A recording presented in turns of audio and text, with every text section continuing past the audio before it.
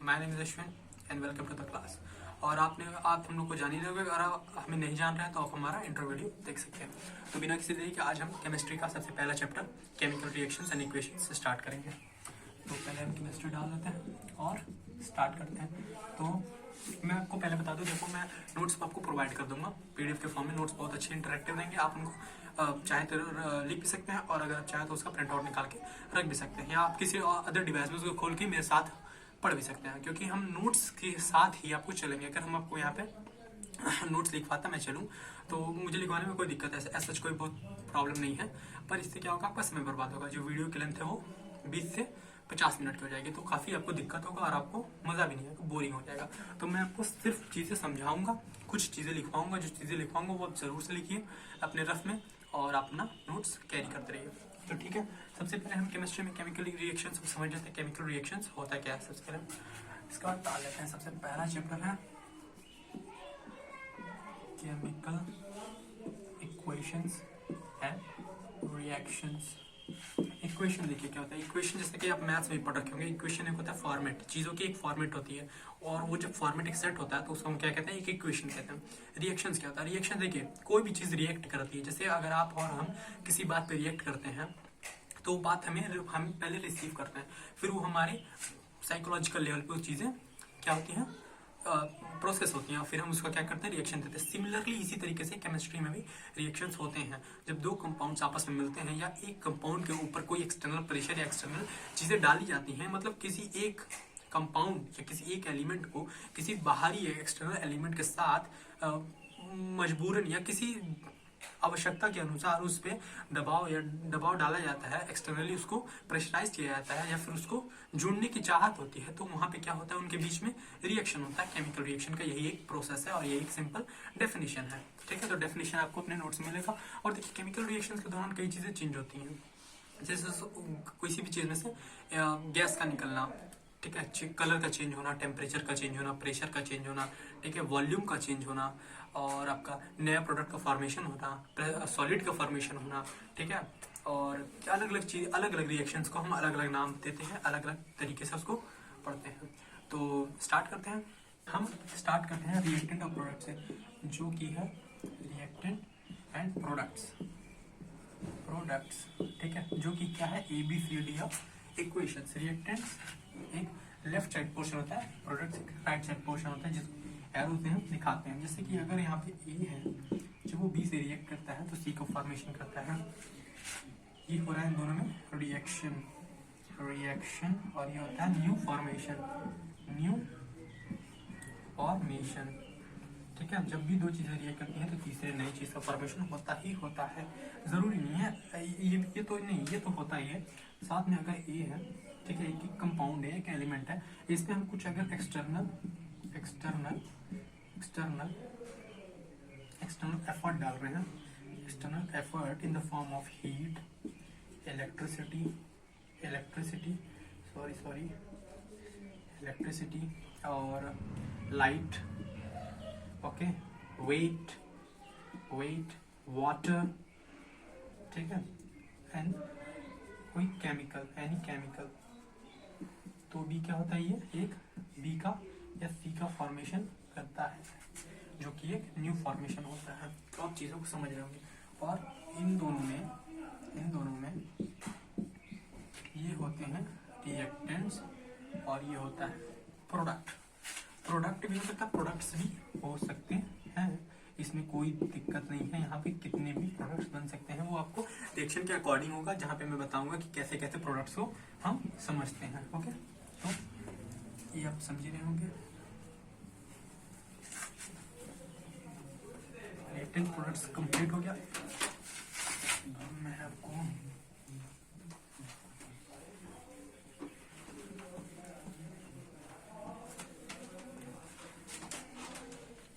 तो देखिए दूसरा एक रिएक्शन होता है जो काफी इंपॉर्टेंट रिएक्शन होता है, जिसको हम कहते हैं प्रेसिपिटेशन रिएक्शन। प्रेसिपिटेशन एक नाम है, इसका हिंदी अर्थ होता है कि जब दो चीजों का रिएक्शन हो तो तीसरा चीज जो बने वो प्रेसिपिटेट हो जाए, मतलब सॉलिड का वहां पे फॉर्मेशन हो। ठीक है, क्या हो, सॉलिड का formation, precipitation reaction.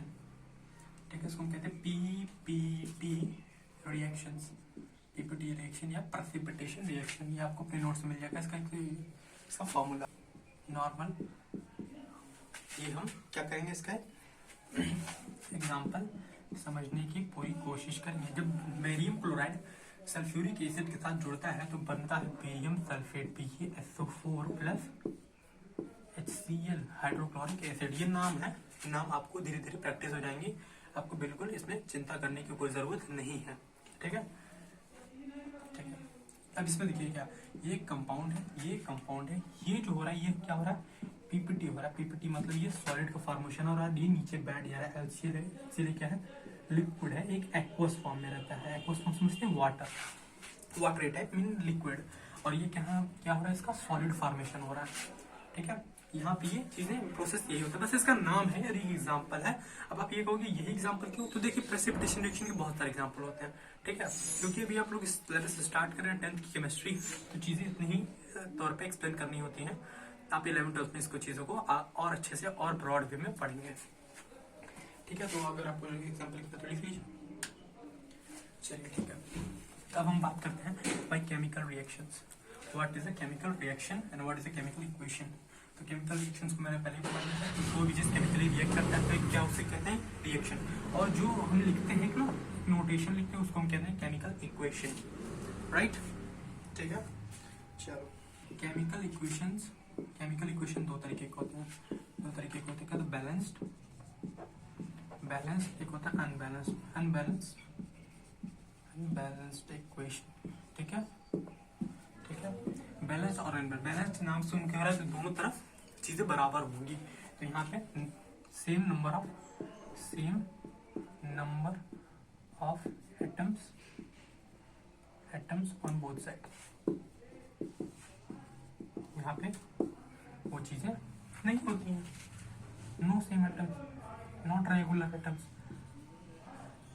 Not regular atoms, not regular atoms. ठीक है, कोई भी जब भी हम कोई इक्वेशन कराते हैं तो वो नॉर्मली हमें अनबैलेंस्ड फॉर्म में ही मिलता है, हमें उसे बैलेंस करना होता है। बैलेंस के लिए हम क्या करते हैं, कोफिशिएंट्स का यूज करते हैं, जो कि मैथ्स का पार्ट है। तो फॉर एग्जांपल एक अनबैलेंस्ड इक्वेशन लिखते हैं जिसको हम कहते हैं H2 + O2 = H2O। ये काफी फेमस एग्जांपल है, हाइड्रोजन और ऑक्सीजन जुड़ के वाटर का फॉर्मेशन करता है। तो देखिए यहाँ पे नंबर ऑफ एटम्स 2, यहाँ पे 2H, और यहाँ पे 2H + 1O। तो ये दिक्कत क्रिएट कर रहा है क्योंकि यहाँ पे number of atoms of O दोनों तरफ सेम नहीं है, तो हमें इसे क्या करना है, सेम करना है। तो आप हम बैलेंस इक्वेशन को यहाँ पे समझेंगे कि हम इक्वेशन को बैलेंस कैसे करते हैं। मैंने आपको और भी क्वेश्चन को कराएंगे, ठीक है, बहुत सारे क्वेश्चन कराऊंगा मैं कि आपको इक्वेशन H2 + O2 = H2O अगर दे रखा है तो यहाँ पे H एटम, ठीक है, और O एटम, इधर 2 है, इधर 2, ये रिएक्टेंट साइड में, ये प्रोडक्ट साइड में।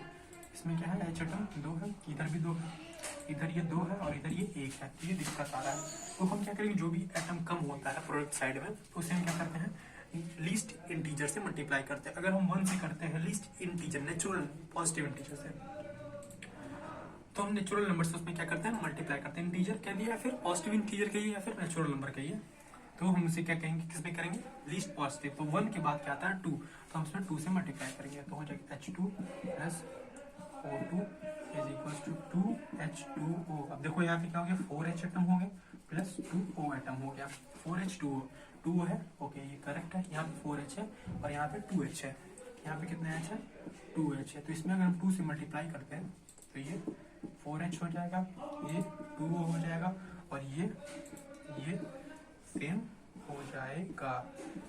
ठीक है, तो बैलेंसिंग ऐसे ही होती है। बैलेंसिंग का देखो बहुत लोगों को आपको बताएंगे, कई सी किताबों में आपको लिखा रहेगा ये प्रोसीजर, ये केमिकल इक्वेशन। अगर आपको बैलेंसिंग नहीं समझाया तो मैं आपको एक और एग्जांपल समझा देता हूँ।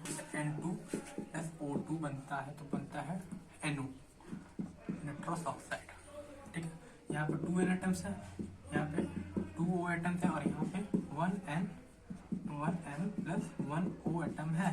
तो ये तो दिक्कत हो रहा है। तो अगर हम इसमें, अगर ये लीस्ट है, अगर हम इसमें 2 से मल्टीप्लाई कर देते हैं तो क्या हो जाएगा, 2N + 2O। ये देखो बराबर हो गया ना। ठीक है, तो ऐसे बैलेंसिंग होता है। आप क्वेश्चन प्रैक्टिस कीजिए, नहीं आता सिंथेसिस के बात करते हैं। देखो फोटो का मतलब होता है लाइट, सिंथेसिस का मतलब होता है प्रोडक्शन, मतलब लाइट के प्रेजेंस में फूड का प्रोडक्शन करना, जो कि प्लांट्स करते हैं। प्लांट्स के अंदर होते हैं ग्रीन पिगमेंट जिसको हम कहते हैं क्लोरोफिल, ठीक है, क्लोरोफिल होता है। और प्लांट CO2 इन्वायरमेंट से ले लेता है, जो हम ऑक्सीजन इनहेल करते हैं और CO2 को क्या करते हैं एक्सहेल करते हैं, वो CO2 प्लांट कैप्चर कर लेता है, ठीक है। और उसको वाटर मिल जाता है जमीन से और सनलाइट मिल जाता है आसमान से, मतलब एटमॉस्फेयर से, ठीक है। तो वहां पे उसका प्रोडक्शन होता है जिसको हम कहते हैं जनरली H2O उसको मिल रहा है और CO2 मिल रहा है, वो अपना सनलाइट के प्रेजेंस में, सनलाइट मतलब धूप के प्रेजेंस में, और क्लोरोफिल उसके अंदर है, क्लोरोफिल उसके अंदर है, ठीक है, क्लोरोफिल उसके अंदर है। तो क्या बनाएगा ग्लूकोज C6H12O6, जो कि हमें भी चढ़ाया जाता है अगर हमारे अंदर कमजोरी होती है, ठीक है। तो ये क्या है, देखिए अभी भी हम बैलेंसिंग आपको कराते चलेंगे, सारे क्वेश्चन हम बैलेंस ही कराएंगे क्वेश्चन को। तो ये H2 उसको कहाँ से मिल रहा है, ठीक है, सॉइल से, सॉइल से, ये हमसे या इन्वायरमेंट से या एटमॉस्फेयर से, ठीक है, ये मिल जा रहा है, ठीक है, आपका एटमॉस्फेयर से। ये उसके अंदर होता है, प्रेजेंस उसके इनसाइड होता है, ठीक है। ये वो बनाता है जिसको हम क्या कहते हैं ग्लूकोज, ग्लूकोज जो एक होता है एनर्जी पैकेट, और ये ऑक्सीजन होता है जिसका ऑक्सीजन, ये क्या होता है इसका बाई प्रोडक्ट होता है, क्या होता है बाई प्रोडक्ट। और हमारे लिए क्या होता है गुड प्रोडक्ट, ये हमारे लिए होता है जीवन दान, ठीक है। ये हम क्या करते हैं ह्यूमंस इसको इनहेल करते हैं, ह्यूमंस इसको यूज करते हैं, ठीक है। तो ये चीजें आपको क्लियर हो गई होंगी। ये हो गया आपका फोटोसिंथेसिस एग्जांपल्स, और आपको और अच्छे से मैं सॉरी देखो मैंने इसको बैलेंस नहीं कराया, चलो इसको मैं बैलेंस हम कर लेते हैं इसको, ताकि आपका बैलेंस अच्छा हो जाए। तो यहाँ पे C6 है, सबसे पहले हम प्राइमरी जो एलिमेंट्स होता है उसको हम लेके चलते हैं C6।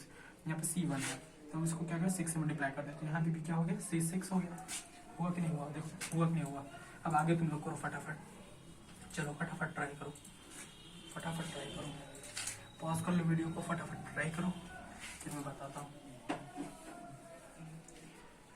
तो कर लिए हो गए, चलो ठीक है हम बताते हैं। यहाँ पे हो गया देखो 6 कार्बन, और यहाँ पे ऑक्सीजन कितने हो गए 12 ऑक्सीजन बाय डिफॉल्ट।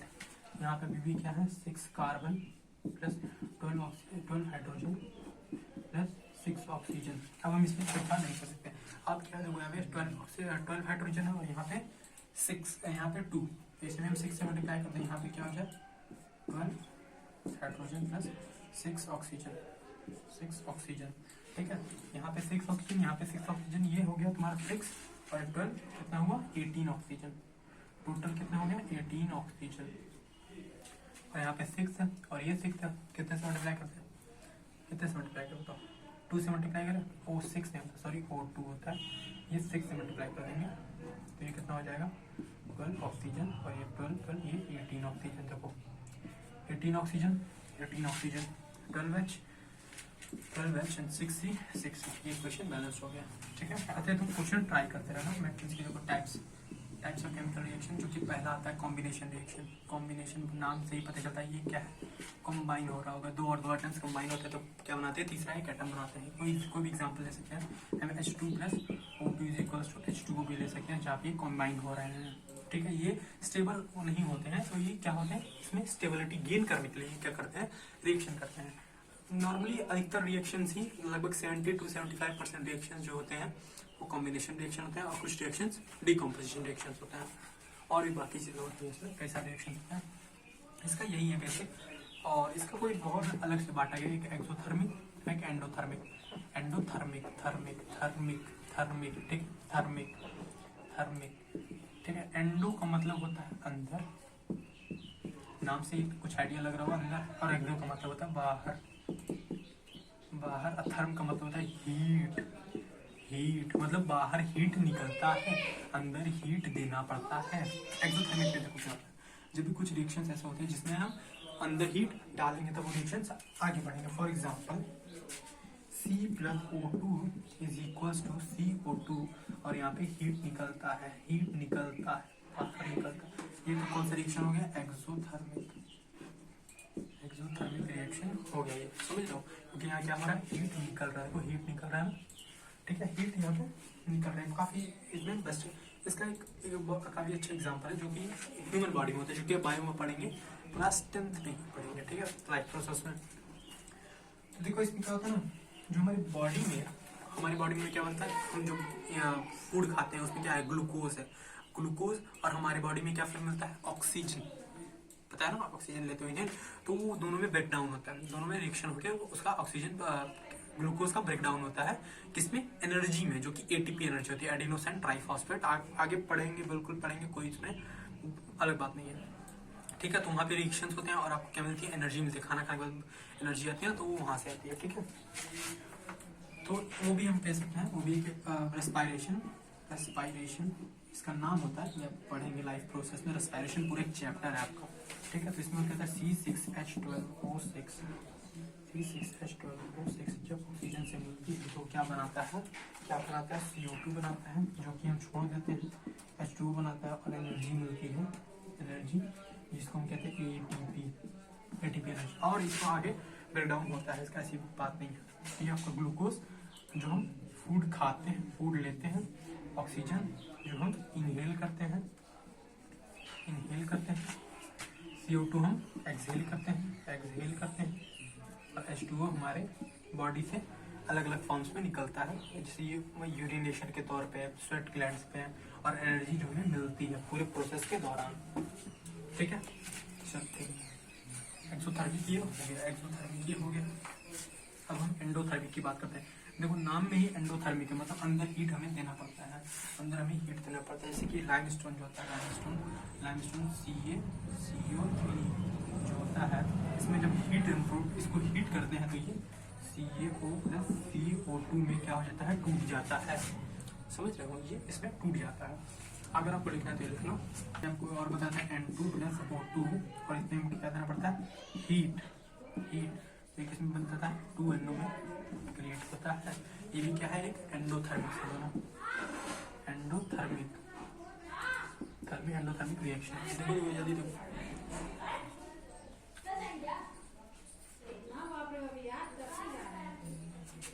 चलो ठीक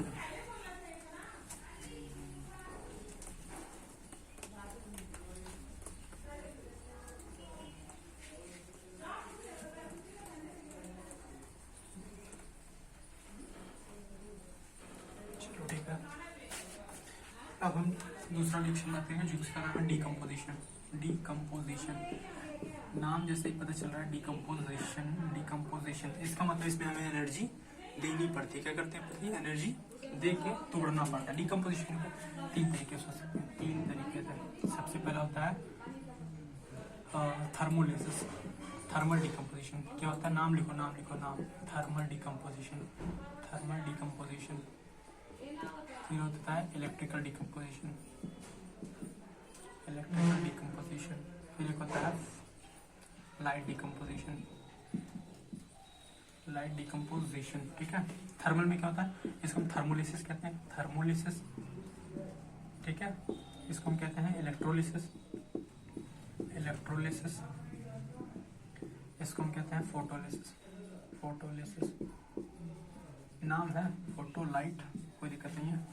थर्मोलिसिस में जिसमें हम हीट प्रोवाइड करके तोड़ दें, इलेक्ट्रोलिसिस में इलेक्ट्रिसिटी लगा के तोड़ दें, इलेक्ट्रिकल डिस्चार्ज करके तोड़ दें, लाइट मतलब यहाँ पे हम लाइट प्रोवाइड करके उस चीज़ को तोड़ दें। तो देखो बस ये ही एग्जांपल है, चीज़ें ऐसी ही हैं। थर्मल डिकम्पोजिशन का मैं सबसे बेस्ट एग्जांपल आपको समझा देता हूँ। ये थर्मल डिकम्पोजिशन जैसे CaCO2 जो मैंने पहले भी रखा था, इसमें जब हम हीट प्रोवाइड करते हैं तो CaO प्लस CO2 में टूट जाता है, ठीक है। बस इसमें क्या है समझना है, हीट इसमें प्रोवाइड करो, ये लाइमस्टोन है, इसको कहते हैं, ठीक है। और ये स्लेक लाइम,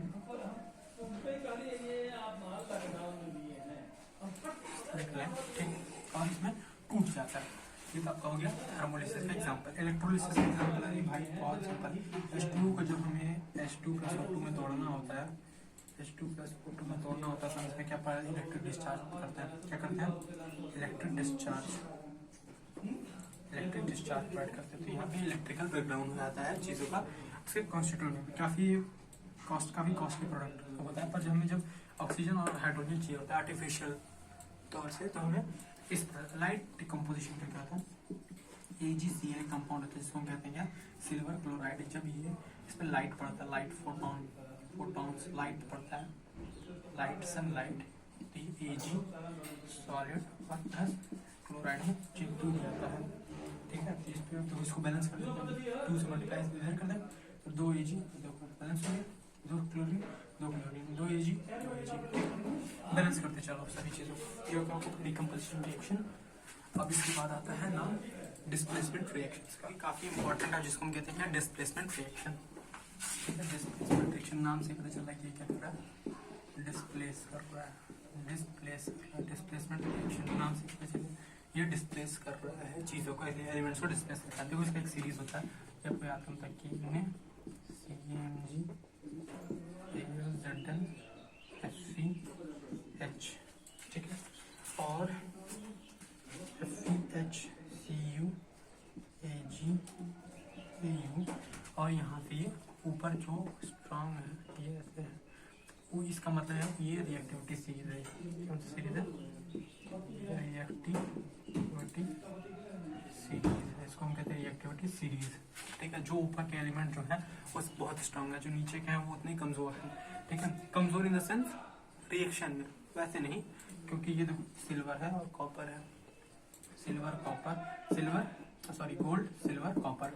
ठीक है, ये काफी महंगे एलिमेंट्स होते हैं, सोडियम भी महंगा होता है, ऐसी बात नहीं है, पर ये रिएक्टिव होता है, बहुत मोस्ट रिएक्टिव एलिमेंट्स है, मोस्ट रिएक्टिव, इतने रिएक्टिव है कि अगर इनको खुले में छोड़ दिया जाए तो ये क्या कर सकते हैं, ऑक्सीजन जो इन्वायरमेंट में ऑक्सीजन उसको ग्रैब करके और वहाँ से वो उनमें स्पार्क क्रिएट हो सकता है, उनमें ब्लास्ट होने की संभावना होती है। और ये अगर इनमें गलती से भी हम पानी में डाल सकते हैं, इनमें H2O डाल देते तो यहाँ से क्या होगा, बूम, ब्लास्ट। ठीक है, ब्लास्ट होने की पूरी पूरी पूरी संभावना होती है। इसी वजह से हम किस में रखते हैं, केरोसिन में रखा है, किसमें रखा है, केरोसिन ऑयल में रखा जाता है, केरोसिन ऑयल में, ताकि इनकी रिएक्टिविटी कम से कम हो सके, ताकि इनकी रिएक्टिविटी कम से कम हो सके। और ये बीच वाले एलिमेंट्स होते हैं नॉर्मल एलिमेंट्स, और ये होते हैं least reactive elements, least reactive elements, least reactive elements होते हैं। ठीक है, इनमें रिएक्शन काफी बहुत देरी में होता है या नहीं होता है, इसलिए हम गोल्ड और सिल्वर की ज्वेलरीज बनाते हैं। इसलिए देखो गोल्ड सबसे नीचे है, इतना कम रिएक्टिव है कि नॉर्मल एनवायरमेंट में रिएक्शन करता ही नहीं है किसी भी कंपाउंड से। हाँ, अगर उन्हें जबरदस्ती किसी चीज से जोड़ने की कोशिश किया जाए तो वहाँ पे दिक्कत क्रिएट होगी ही, पर ये नॉर्मल ऐसा कुछ नहीं दिखाते हैं एज सच।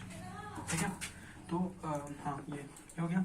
अब देखो, क्योंकि ये बड़ा है, ये कम, और ये सब कम, ये क्या है, जो भी इसमें एक दूसरे से बड़े हैं उसको क्या करता है, रिप्लेस करता है। फॉर एग्जांपल अगर हम Mg ले लिए हैं और CuSO4 ले लिए हैं, जिसको हम कॉपर सल्फेट कहते हैं, Mg मतलब मैग्नीशियम। मैग्नीशियम क्या है, देखो भाई तगड़ा है, देखो तगड़ा बंदा है, ऊपर बैठा अथॉरिटी में है, और Cu का है कॉपर कमजोर है, तो हमेशा तगड़ा बंदा कमजोर बंदे पे क्या करता है, दबाव बनाता है कि नहीं बनाता।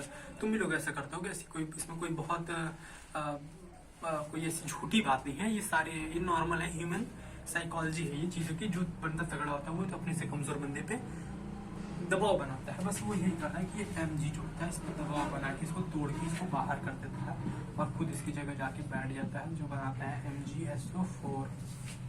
समझ रहे हो? ठीक है,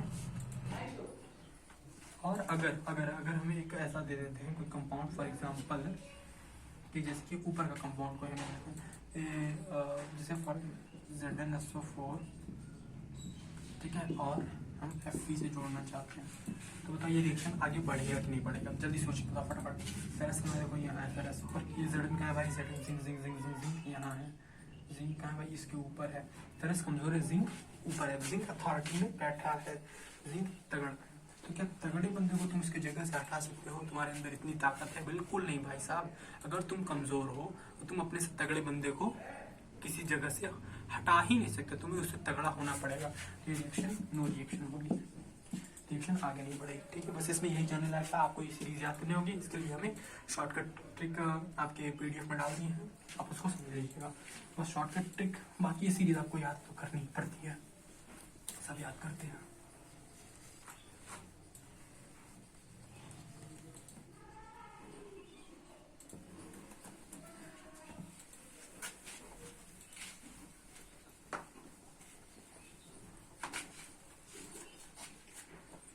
फिर एक आता है डबल डिस्प्लेसमेंट, बचपन जिसको कहते हैं डबल डिस्प्लेसमेंट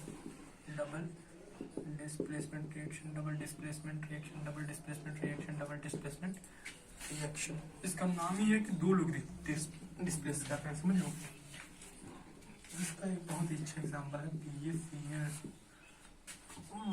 प्लस Na2SO4। ये जब जाता है तो बनाता है PaSO4 BaSO4 plus NaCl, barium chloride, sodium sulphate, barium sulphate और sodium chloride, sodium sulphate, sodium chloride, barium sulphate, barium chloride.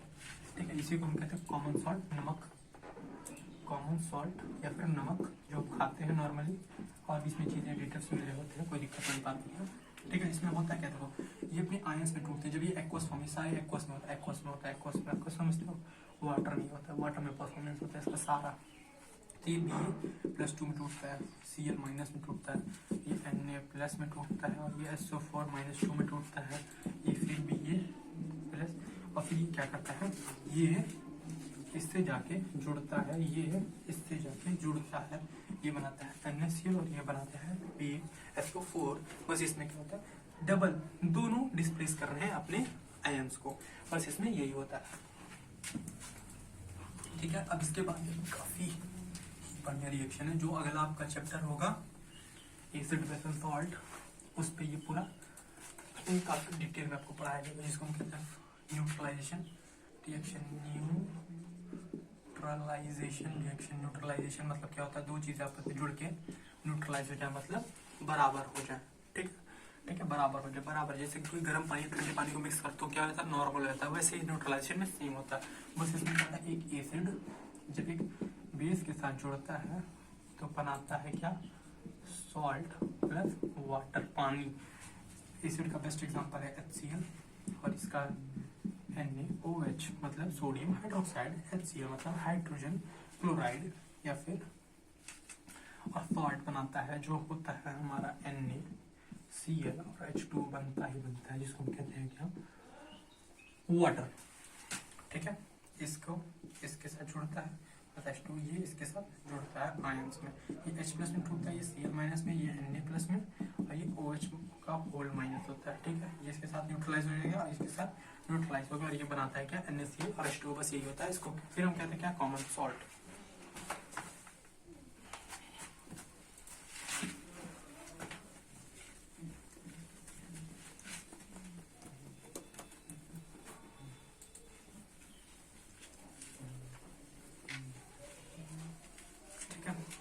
तो अब यहीं पे हम आज का सेशन खत्म करते हैं, और इसके आगे की क्लासेस आपकी अपलोड होंगी, डेली हम अपलोड करेंगे।